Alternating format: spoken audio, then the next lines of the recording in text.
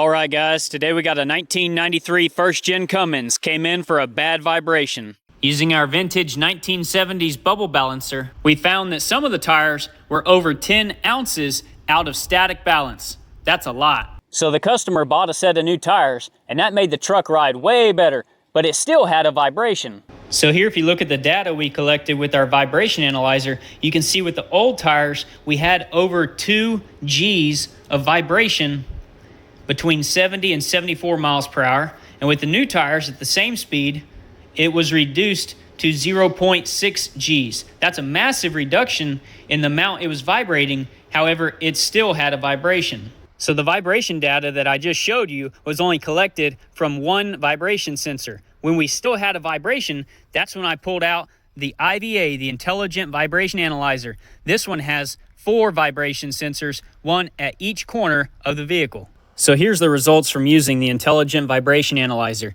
You can see here, it was picking up on a pretty bad vibration coming from the left front wheel, a slight vibration from the right front wheel, but nothing coming from both rear sensors. So after the vibration sensor picked up on a vibration from this left front wheel, I started looking into it, and let me show you what we found. So I want you to pay attention to this space right here between the brake caliper and the wheel. Notice that when I spin the wheel, the space is constantly changing due to an excessive amount of radial runout in the wheel. The only thing that failed on this truck is poor engineering. Here you can see there is a concave section countersunk around each wheel stud. That's supposed to help center the wheel. And on the wheel, they have 4 very small and shallow convex dimples that are supposed to sit into these recesses to center the wheel. And here you can see just how well that design doesn't work.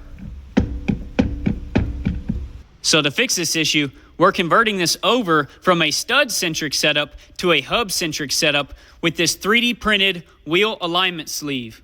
The wheel alignment sleeve is sized to fit nice and snug, so once you press it on there, you can leave it and you don't have to worry about it falling off.